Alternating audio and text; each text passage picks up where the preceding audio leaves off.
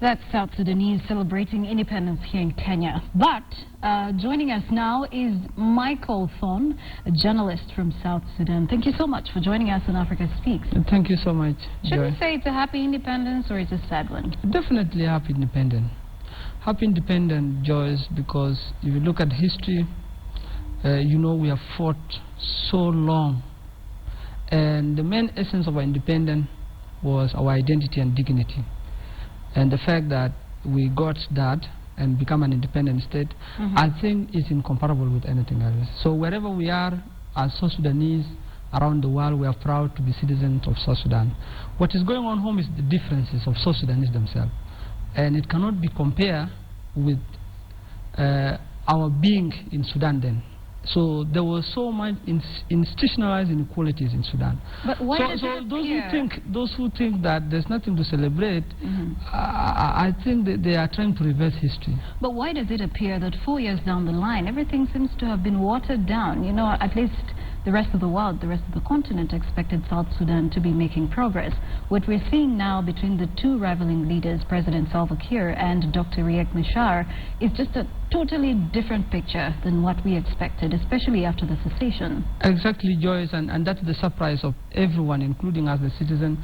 If you look at how we were so happy in 2011 when we got this independence, and now 4 years down the line, there are a lot of questions than answers. And the person that would come to every citizen mind and the honest conversation that is going on is for every South Sudanese to ask himself or herself, is this the country we fought for? But if you compare that with us being independent, I think all the South Sudanese across the political divide accept that we are better off being an independent country. We are a sovereign nation. What is happening is our own differences, and perhaps one would conclude that it is a mismanagement. Mismanagement, you say, and you're saying that what is happening is a result of poor leadership. Poor leadership, you say. But poor leadership in this case, if you're describing it as poor leadership, and yet when you were uniting to secede from North, you were so united that the only thing you thought about is, let's unite and form South Sudan. What happened to that unity? That unity has been halted by some of the individuals' ambitions. And for us, when we got independent, we thought that we would work so hard to teach the world indeed and the rest of Africa on how to manage diversity as a country that have so many tribes, so many ethnicities that set up and fight for the cause for almost 190 years, if history is anything to go by. But as soon as we got independent, there were some mistakes that happened, and the leaders could not understand themselves. Some of them wanted to be leaders, whatever it takes. So the war that is going on can be described as a war of choice. It is not a war of necessity. And it has nothing to do with the common South Sudanese. It has everything to do with the political class. So the political class, perhaps in an analytical point of view, would be described as they have liberated the country and that credit goes to them. But I think at one point they had no idea on what to do after the independence. So each of them was scrambling to get what he wants. So this war was a result of some blind ambitions of the leaders who had wanted, you know, to get what they want. I think there was like they were competing with time and they have to be anything before a certain thing. So this war could have been avoided by all means. All right, you say it's a war of choice and not a war of necessity, like you put it. But as a journalist, would you say it's time for the South Sudanese who are displaced across the world should go back and rebuild their nation? Yes, but when the leaders come back together, you know, Joyce, it is a very terrible, if you see the atrocities, if you see, for me who have covered the conflict and I've gone there to see how the people were killed, you really would feel bad. But then we have no choice because leaders are the ones to agree. And what some of us have been thinking is, and that is why I was shocked when Dr. Machar was making utterance a few days ago to call for the government again to be hosted and raise issues of illegitimacy. When the government in Juba was trying to extend the life of the government for 3 years to allow the room for peace. So those utterances are taking us back again, because if you talk about the legitimacy, then you will less focus on peace, negotiation, you will less focus on power sharing agreement. The citizens are just humble citizens. All they need is they wanted to hear that they have sons and daughters in Juba managing their affairs, and they want to be free at home. In fact, if you look back into the history, our people are victims, because when Machar and Salva were together in the government, they were managing the government the way they want. People were innocent. After they split, after Salva, after Kir dismissed Machar, and this crisis started. This is why now the people are paying the price. Are so divided. Well, thank you so much, Michael Son, for sharing your views on South Sudan at 4. Thank you. Really appreciate. But let's take some of your feedback here as we try to get Mabior Garang on the set. Was like a child who's born, but the parents can't agree on how to raise the baby. So sad. Politicians' greed is at play at the moment. And we're also having one here who is saying, what I can say about South Sudan is that they were never prepared for secession. What are your views on South Sudan at 4? But now, let's just take a breather away from that before we can even bring in Mabior Garang to share his views on South Sudan. We did take some time to ask people in Nairobi, Kenya, how many countries are in Africa? Who is the president of Angola? And which is the capital city of Tanzania? You'll be shocked at how much or how little people know about the African continent. Take a look. Thank you, Joy. I am on the streets of Nairobi, Kenya, and we're looking to find out just how much Kenyans know about the African continent. Let's hear what they have to say. Hi, how are you? Fine, thank you. Angola, I don't know. I don't know. What is the capital city of Tanzania? Dar es Salaam? Yeah. Angola. I really don't know. Angola, I don't think I know. Capital city of Tanzania, Dodoma. President of Angola, other one I don't know. Yeah. Angola, Pierre Nkuza. Yeah. Arusha. Well, there you have it. We have varied answers on the streets. Some have a clue what they're talking about. Some have no clue what the answers to these questions are. And absolutely no one knows who the president of Angola is. Maybe Joy could tell us the answer to this question. Back to studio. Thank you so much, Michelle Ngele. And yes, there you go. People actually don't know who the president of Angola is. Some of them think it's Pierre Nkurunziza. But just so you know, Jose Eduardo dos Santos is the president of Angola. And Africa has 54 countries. And the capital city of Tanzania, come on, it's just close by. It's Dar es Salaam. All right, that is a segment that you will be seeing very often here on Africa Speaks called Africa Wise. So how wise are you when it comes to the African continent? But let's now get back to a discussion we are having about South Sudan at 4.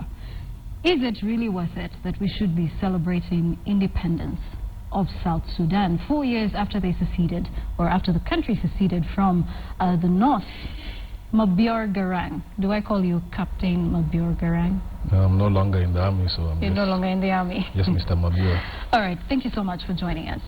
I'm going to start by taking you to a history of South Sudan that was actually founded by the late Dr. John Garang, who happens to be your father.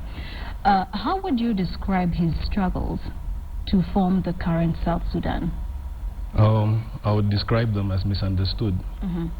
Because something happened in South Sudan where the argument became unity versus secession. And Dr. John Garang is always painted in the context of he wanted the unity of the Sudan. But that is not really an accurate description. And in this also is part of why South Sudan is in the crisis that it's in, because of the lack of understanding of this vision, which he called the vision of New Sudan. And this vision was about managing diversity. And the independence of the South is a popular will of the people. So it has nothing to do with the opinion of Dr. John Garang. His opinion was that this would be, the independence of the South, or the unity of the country, would be determined through the popular will of the people. So it's not something that you need to go and shout all over the world that we want independence, we want independence. What you need to fight for is the mechanisms by which you get this independence. And the vision of the new Sudan still applies to the diversity of South Sudan. So when you get an independent South Sudan and then you call the vision of the new Sudan those things of John Garang of the past, the country is not united, we are now a separate South Sudan, we don't need that vision, and you throw away a vision of managing diversity, then what will end up happening? The same formula of the old Sudan, where one community imposes their cultural aspects on the rest of the diversity of the country, is what happens. Right. As a son of the founding father, do you think that his dreams have been watered down, and what we're seeing in South Sudan is a completely different story? Yes, it has been watered down, but it has been watered down among the political class, among the ordinary citizen that is still suffering, in some cases, an even worse repressive system than the Arab occupation. They still have the ambition and the vision and the yearning to want to be free, which is what they wanted to begin with. So yes, it has been watered down among the political class that maybe did not understand and have not articulated well the vision. But among the people of South Sudan, the vision is still strong, and they still want freedom, and they still want clean water, they still want access to health care, they still want access to education, they still want to raise their families in dignity. So among the people, it's still there, but among the political leadership, it has been watered down. Right. Among the political leadership, it has been watered down, like you say. Now, from the time that Dr. John Garang passed, second in command, I should say, was President Salva Kiir. And since that time, Mama Rebecca was interviewed recently by an international media, and she mentioned that there's not one tarmacked road in South Sudan. Can we say the outskirts of Juba? What do you make out of this? Do you think that South Sudan is in a really bad place, that they're at a point of no return? Well, no, I don't think South Sudan is at a point of no return, because the problem is not South Sudan in terms of the ground or the people of South Sudan. The problem is a failure of leadership, and leaders come and go. Right, the current leaders who are now in Kenya, in Tanzania, in South Sudan, in Uganda, will not be here forever, and so Salva Kiir will come and go, Dr. Riek Machar will come and go. The people of South Sudan will remain there forever. So the people of South Sudan are now struggling, and out of this struggle, I do believe that we will transform the situation and turn this tragedy into an opportunity for bringing about fundamental change in the country. Right. So we are seeing this back and forth talks in Addis. We're seeing all the East African leaders playing a role in bringing peace back to South Sudan. Between the two rivaling leaders, I'm sorry, I have to ask you this question, but where does your allegiance lie at the moment? Is it with President Salva Kiir or with Dr. Riek Machar, and why? Well, currently I am in the camp that is opposing Salva Kiir, which is being led by Dr. Riek Machar, and I would say that I am in this camp because this is the camp in which all the people who are opposed to the current administration are, and I was in exile before the current rebellion of December 15th, right, when Dr. Riek Machar was still the vice president of Salva Kiir, and the former detainees were in the government of Salva Kiir. My mom was an advisor of Salva Kiir. I was already in opposition to the government, and so when this rebellion happened, it was only natural for me to join other voices of dissent that are against, because I don't believe that a divided opposition can defeat the government. So the SPLM in opposition, led by Dr. Riek Machar right now, is the vanguard of this struggle. And so I decided to put my allegiance with the people of South Sudan who are on the side of the opposition to the administration of Salva Kiir. Because we don't belong to Dr. Riek Machar, neither do the people in government belong to Salva Kiir. So I'm with the people of South Sudan who have chosen to oppose the administration of Salva Kiir. Well, thank you so much, Mabior Garang, for speaking to us. It's such an honor having you in studio. Thank you. That is Mabior Garang, son to founding father of South Sudan, Dr. John Garang, who passed on. But I guess his dream still lives on, and we can only hope for the best for South Sudan. There's a segment that I really don't want you to miss out on, and that is on African Burlesque. It is about caricatures that do make news from around the continent. And I just want to quickly bring in my cartoonist, that is Gams. On Twitter, he's called Gams. So you can search for him, but he's drawn quite a number of caricatures as well. And one of the most important one is the one of President Barack Obama, who is meant to be visiting Kenya just very soon for the Global Entrepreneurship Summit. I would like to bring him over, at least for just a minute or two, so he can just describe some of his caricatures and the mind behind these caricatures. If only my director could just let me do this for about a minute or two, I'd really appreciate. All right. He's telling me quickly. Okay, yes, I think we can now have some of those caricatures on our screen, so we can quickly talk to Gams, or Eric, who is the cartoonist at the Standard Group. So if my director can show you some of those caricatures that we usually show, or that are always published in the Standard newspaper, we could probably do a good deal to him in regard to these caricatures. I don't know if he carried some of them, but Eric, do you have some of those caricatures? You can probably bring us some of them so we can take a look at them and you can mention something about them. Yes, just bring them over, and we can have Eric come over to a set and describe some of those caricatures that he puts together. So I'll just show us one of them here. There are quite a number actually, and let me see. There we go. This happens to be someone very familiar to most of us. I think this is President Pierre Nkurunziza. And there we go. Well, if you look at your screen, what you're seeing is President Barack Obama making his way to Nairobi, and he describes, you know, the beast. He describes a ship that is bringing the beast into Kenya. So we can actually take a look at some of the humor that does come out of Africa. But there's also another one that I'm holding right here.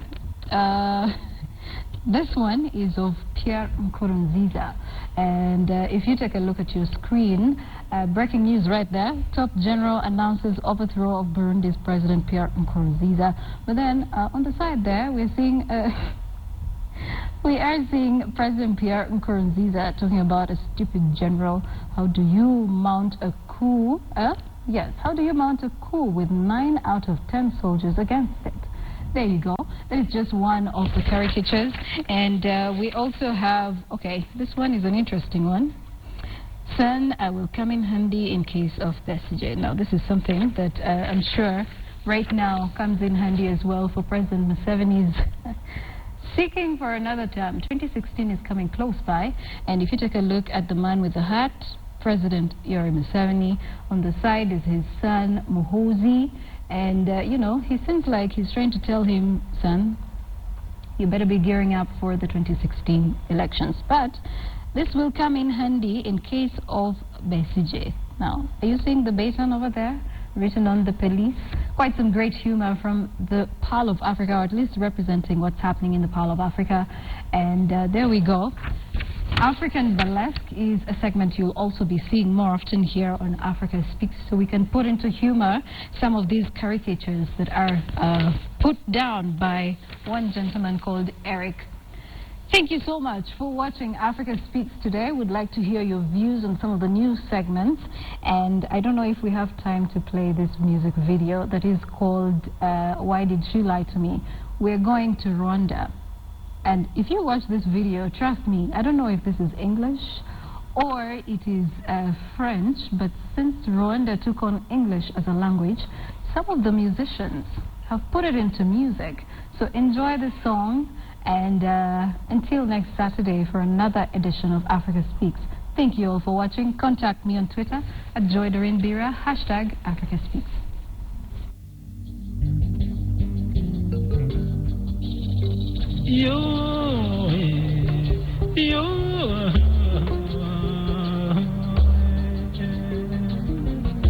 Why did she lie to me? That she loved me because I